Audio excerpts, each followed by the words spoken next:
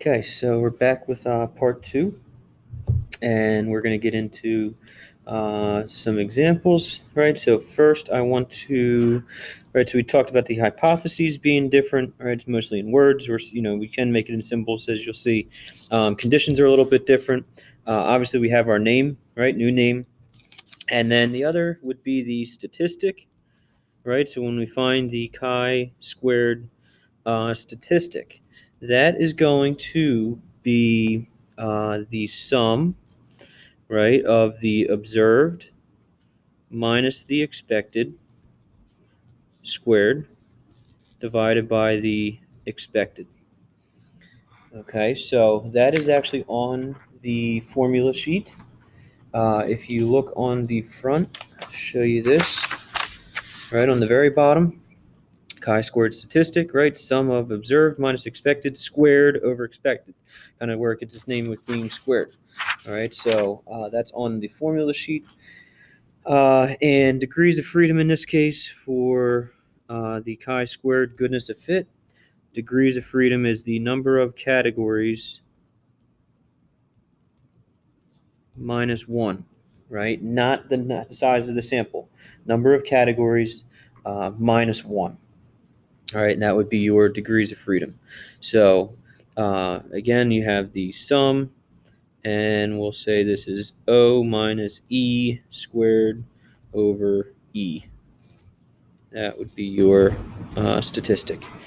Okay, so for example, all right, bring this over, and we've got, use this same example twice, right? So, or same data. Okay.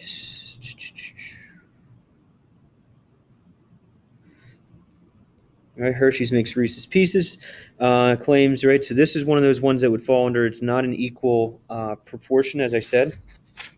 All right, this would fall under the fixed or the given proportions because it's supposed to be. It's not supposed to be all the same. It's supposed to be 50% orange, 25% brown, 25% yellow.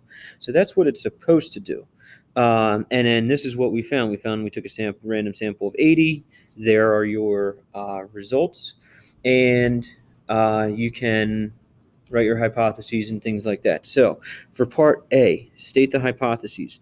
I'm going to show you two different versions that we can do here. And that would be right under HO and HA. Excuse me. The Hershey's, right? So Hershey's claimed distribution of color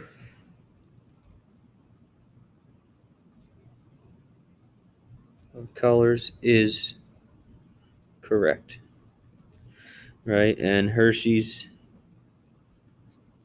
claimed distribution of colors would be incorrect. Okay, so that's version number, oops, sorry, slide that over. That's version number 1. What I could also do, right, so that's one set. The other set I could do, if I wanted to write these in symbols, I would need to write this as like P sub orange would have been 0.50. P sub brown, right, would be 0.25, and P sub yellow equals 0.25. And then for the alternative, I can't write them all as not equal to, right, because they're not all not going to be equal to. Some of them might fit, but that's what this test does, is it kind of sees as a whole, does this fit or not? So I would have to say at least one P sub I is incorrect. Right? Usually, if it's 1, then it's at least 2, because one's going to be too high, one's going to have to be, another one's going to be too low. So that's two different versions. Again, you have version 1, version 2. It doesn't matter. You can interchange them, do them, whatever feels easiest or less work for you. So there's your hypotheses. All right, part B. Calculate the expected count of each of the possible outcomes. So of the 80, right, to get the orange, 50% should be orange. So of the 80, the expecteds, I'm just going to list them below. So that would be 40, right? 0.5 times 80. And then 25 times, or 0.25 times 80 would be 20. And then 20 for the yellow as well. All right, so there's part B. And then for part C, calculate the value of the chi-squared statistic.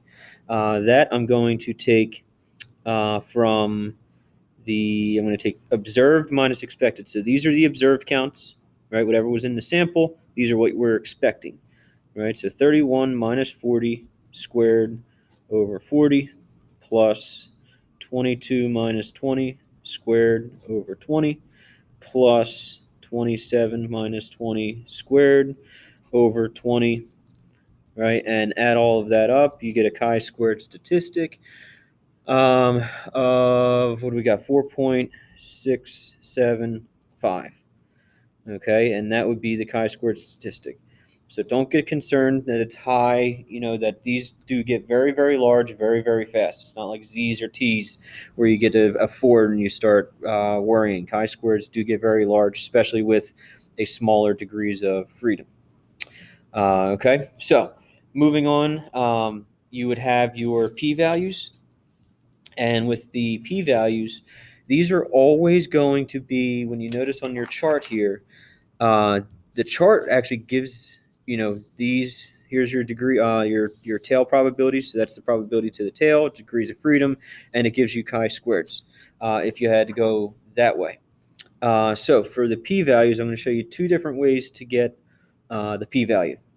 And these are all, even though we're testing, is there a difference?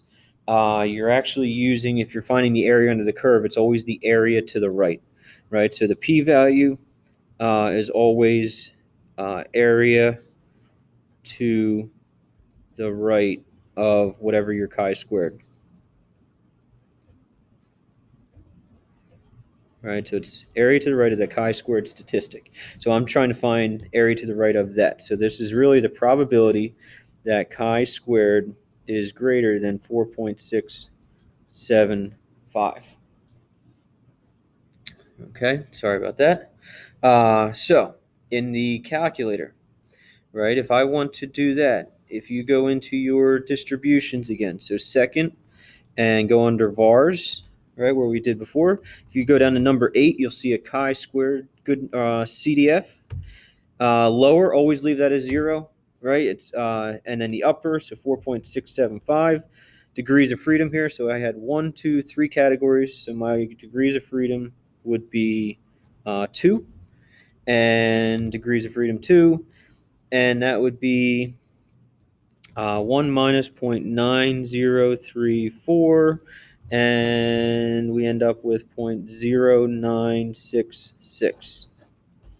All right, so there you go. That would be the one. If I wanted to use my table, what I would have to do is find 2 degrees of freedom, and then 4.675 would land in between these two. So I could say that the p-value is in between 0.05 and 0.10, which we can see it is anyway. All right, so there's those two. And then I guess the last one, I will go through an entire top to bottom, right? We'll do a full test so you can see what that looks like. And this is the one we're going to use. All right, so if you take a look, we'll go through the, we don't have any parameters, right, which is nice because we're not testing for a parameter, we're testing an entire distribution. So you will not have any parameters, okay, so that kind of lessens that a little bit.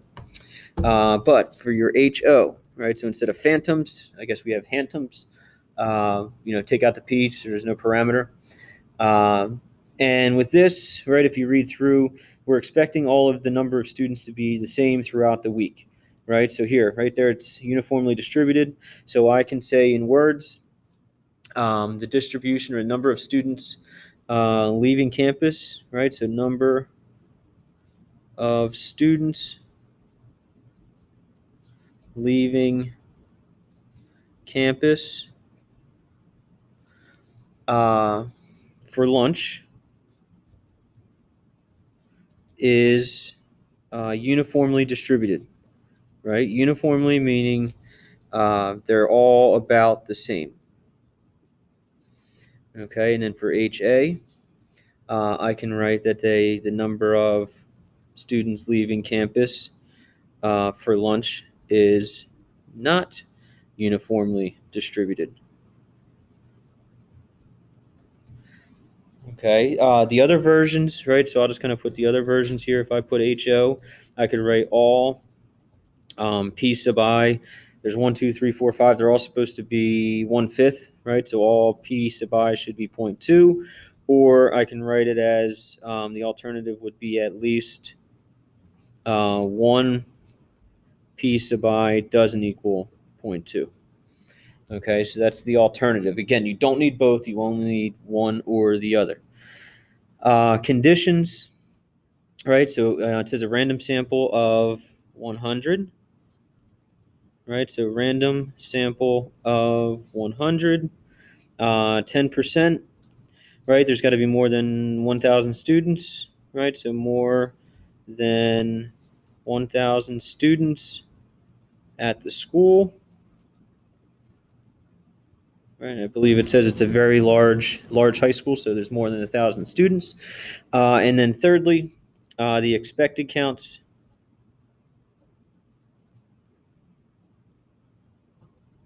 And I'm just going to say C chart because I'm going to, and you have to list all these, right? You have to list all of the expected counts. So if there were 100 of them, I can take 0.2 times 100 since they're all supposed to be the same, right? So that means that all of these are all supposed to be 20, right? So these are all the expecteds. All right, and that's the easiest way to do it, is just to list them all in there too.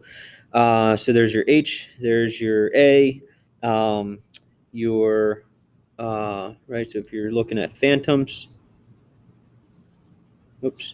phantoms, right? There is no P. H is done there, right? This would be a chi-squared goodness of fit test. Degrees of freedom, we would say, is 1, 2, 3, 4, 5 categories. So -1 would be 4. So there's your name is done. All right, test statistic, right? Chi-squared equals. And then what I might do here is, instead of writing all of these, right, since there's 5 of them, I might kind of do one of these little, like, show the first one plus, give it a little dot, dot, dot. And then I can do 27 minus 20, show the last one. So it shows that I know what I'm doing. And from there, all right, I might even put these into my list. I think that might be the easiest. So I can put all of my observes, right? So I'll put 18, 23, 15, 17, 27. And then these are all going to be 20. And what I'm going to do is I'm going to go to the top of L3, and I'm going to go second one minus second 2 for L2 squared divided by L2. There's all of my individual chi-squareds, and then I can quit. Second stat, math, sum, and let's add up L3. So we got 4.8 as a chi-squared value. All right, so the T is done. The p-value, right? P-value. I'm going to go to my chi-squared, so second vars. Chi-squared CDF. 0, that's going to be 4.8. That'll be a degrees of freedom of 4. And you get 0.6916, 1 minus that, right? It's always going to be a 1 minus, 0.3084. And it doesn't give us an alpha, right? So we can say 0.3084 is larger than 0.05, which means we fail to reject HO. And if we fail to reject HO, then that means that we do not have, right? So we do not have convincing evidence that the number of students leaving campus for lunch is not uniformly distributed. Right, again, I'm not saying it is uniform, but I don't have enough to say that it's not uniform. It very well could be uniformly distributed. All right, so that's it for chapter 11.1.